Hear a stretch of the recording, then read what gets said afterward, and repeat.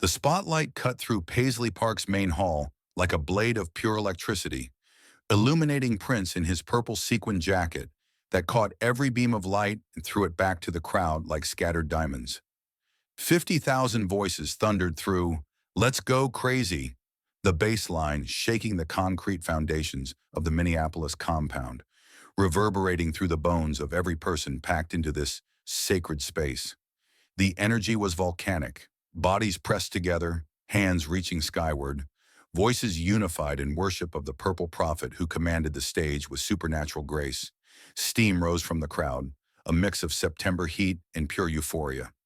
Prince's fingers danced across his Yamaha keyboard, his body moving with that impossible fluidity that had made him a legend, when suddenly, impossibly, the music stopped. Not a gradual fade, not a planned pause, a complete, jarring halt that sent confusion rippling through the massive arena like a stone dropped into still water. Prince's hands froze mid-chord, his eyes locked on something that shouldn't be there. A small figure walking steadily across the stage, moving through the swirling purple smoke and flashing lights with a determination that seemed to defy physics. 12 years old, completely bald from chemotherapy, his scalp reflecting the stage lights like polished marble, wearing an oversized purple t-shirt that hung from his skeletal frame like a tent. The shirt's message, written in silver letters, read, "Prince saved my life." The crowd's roar died as if someone had flipped a switch. 50,000 people went silent simultaneously, creating a vacuum of sound so profound it was almost painful. Security guards in black suits rushed from all directions, their radios crackling with urgent voices, their faces grim with the knowledge that protocol had been shattered. But Prince held up one gloved hand, that iconic gesture that had stopped bands, silenced crowds, commanded attention across 3 decades of performances, and the security team froze mid-stride like statues. The boy approached the center microphone with small, measured steps, his bare arms impossibly thin beneath the stage lights. His eyes, enormous in his gaunt face, never left Prince's as he reached up with trembling hands to lower the microphone to his height. The mechanical screech of the adjustment echoed through the arena's speaker system. Prince stood motionless, his purple jacket rising and falling with each shallow breath, watching this impossible scene unfold.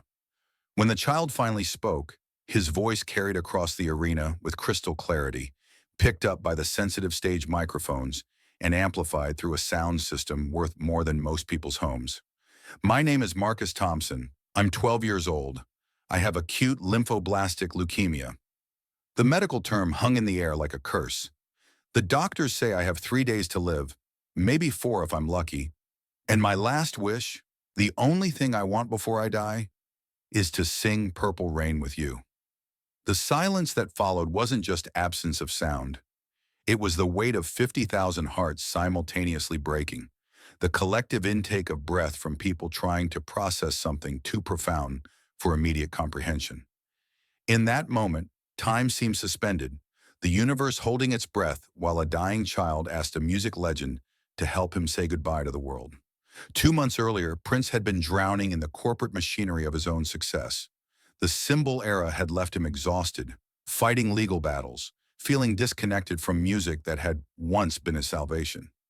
At 35, he'd achieved everything: Grammy Awards, multi-platinum albums, global superstardom, but something essential was missing. He'd forgotten why he'd started making music in the first place.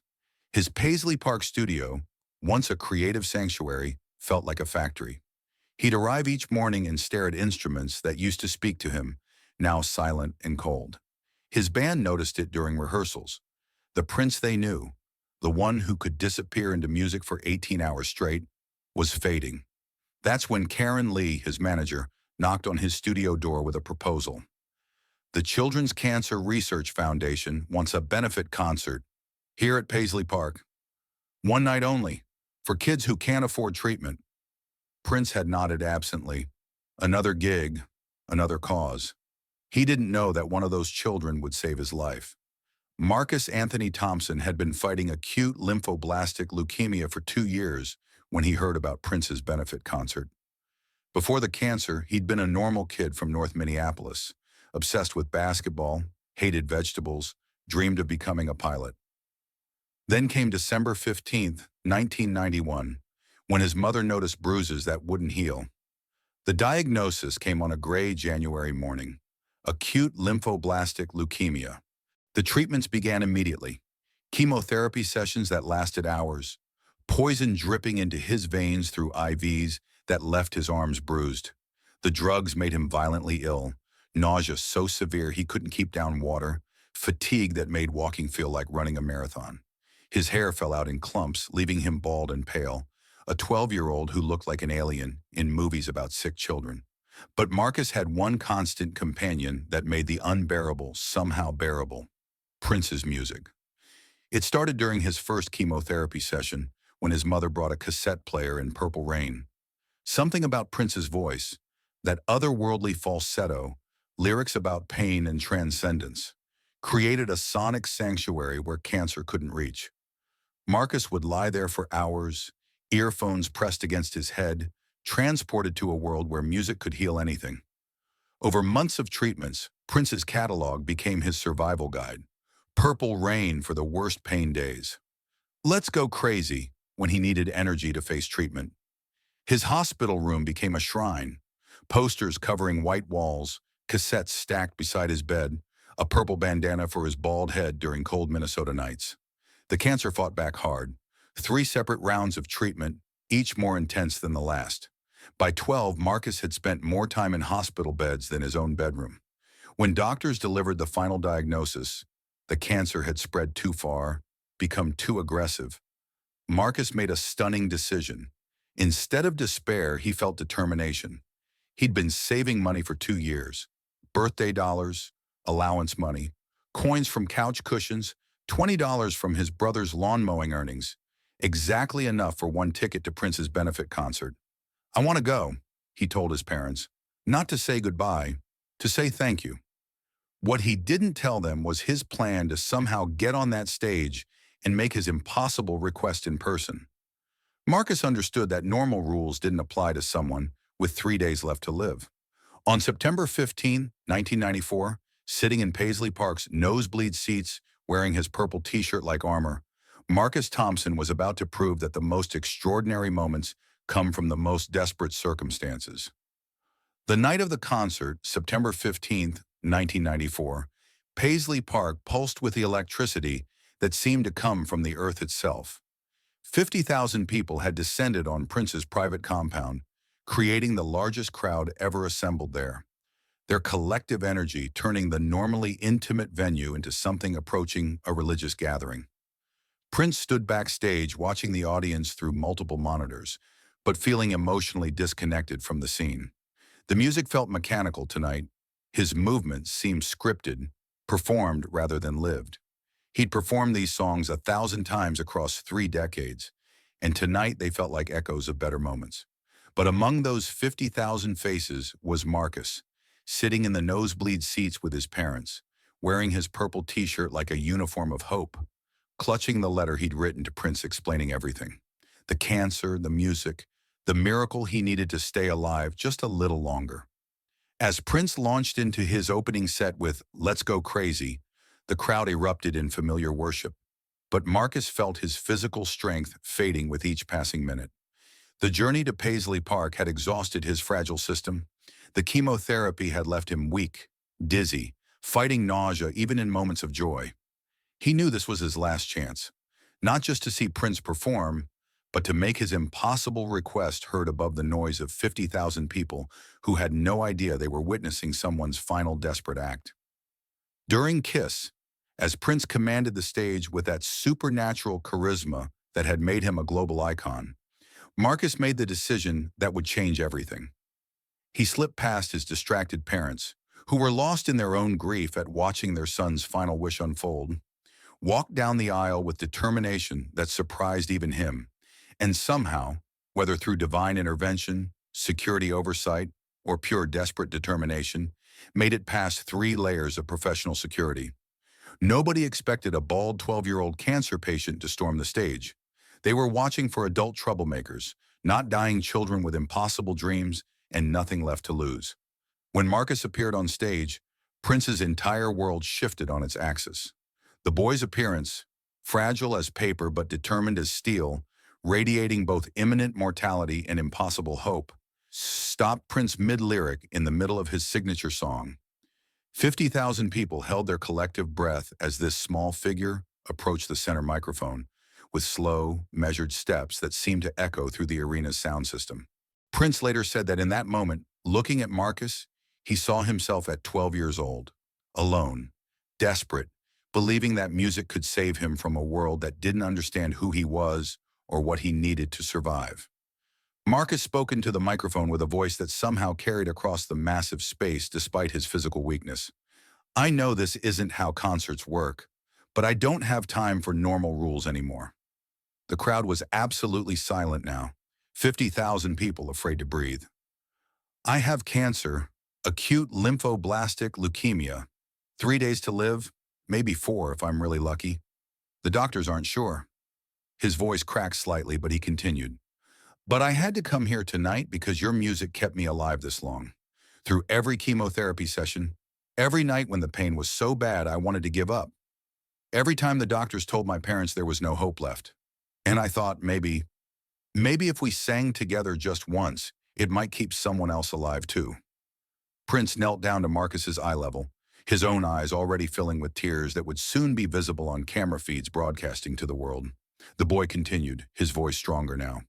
"I brought this letter explaining everything, but I'll just ask directly. Can we sing Purple Rain? Just once? For all the kids in hospitals right now who can't be here, who are fighting the same fight I'm losing?" The vulnerability in that request, the pure, desperate need in the boy's voice, broke something open in Prince that had been sealed shut for years. He realized that everything he'd been seeking, meaning, purpose, the reason music mattered beyond fame and money, was standing right in front of him in the form of a dying child who believed songs could be medicine. When Marcus appeared on stage, Prince's world shifted. The boy's appearance, fragile, determined, radiating both mortality and hope, stopped Prince mid-lyric. 50,000 people held their breath as this small figure approached the microphone. Prince later said that in that moment he saw himself at 12, alone and desperate, believing that music could save him from a world that didn't understand. Marcus spoke into the microphone with a voice that somehow carried across the massive space. "I know this isn't how concerts work, but I don't have time for normal rules anymore." The crowd was absolutely silent. "I have cancer. 3 days, maybe 4. The doctors aren't sure, but I had to come here because your music kept me alive this long. And I thought maybe if we sang together, it might keep someone else alive too." Prince knelt down to Marcus's eye level, his own eyes already filling with tears. The boy continued, "I brought this letter, but I'll just ask, can we sing Purple Rain, just once? For all the kids in hospitals right now who can't be here?" The vulnerability in that request, the pure need in the boy's voice, broke something open in Prince that had been sealed for years. He realized that everything he'd been seeking, meaning, purpose, the reason music mattered, was standing right in front of him. Prince took Marcus's small hand in his and spoke into the microphone, his voice thick with emotion. "Ladies and gentlemen, I want you to meet my friend Marcus. And tonight, he's going to help me remember why we're all here." The crowd erupted, but Prince gestured for silence. "Marcus, you want to sing Purple Rain? Then we're going to sing Purple Rain. Not just for this room, for everyone who needs to believe music can heal." What happened next transcended performance and became something sacred. Prince sat at his piano and began the familiar chords. But this version was different, slower, more intimate, each note carrying the weight of a life ending and a friendship beginning. Marcus stood beside him and sang the first verse, his voice cracking but carrying purity that silenced 50,000 people completely. When he reached the chorus, something miraculous happened. His voice grew stronger, as if the music itself was giving him energy. Prince harmonized, his falsetto weaving around the boy's melody like a protective embrace. The crowd sang along softly, understanding they were witnessing something unrepeatable. For those 6 minutes, Marcus wasn't dying. Prince wasn't lost. The music wasn't complicated. It was just human connection at its most essential level. When the song ended, Marcus hugged Prince with the fierce grip of someone running out of chances to touch another person. "Thank you," he whispered, "for helping me remember that I'm not just my sickness. I'm the music too." The standing ovation lasted 15 minutes, but Prince barely heard it. He watched Marcus being helped off stage by his crying parents, holding their son like he was the most precious thing in the world. Marcus died 2 days later in his sleep, headphones playing Purple Rain. His parents called Prince personally. "He went peacefully," his mother said through tears. "He kept saying the concert made everything worth it." Prince wept openly for the first time since childhood. The performance had been recorded, and when footage was released, it became a global phenomenon.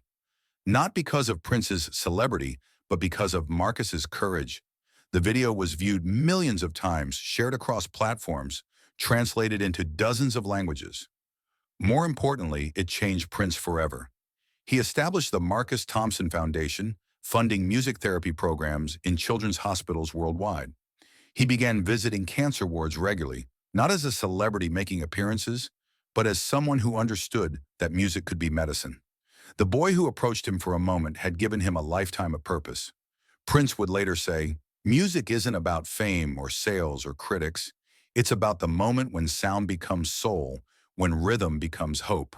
That 12-year-old kid reminded me that every song is someone's prayer, and our job is to answer. The Marcus Thompson Foundation has since provided music therapy to over 100,000 children. The original recording still plays in pediatric wards worldwide. A reminder that sometimes the most profound performances happen when we forget about performing and remember how to feel. So what about you? When did a child remind you what really matters? When did innocence cut through your cynicism and show you why you started caring?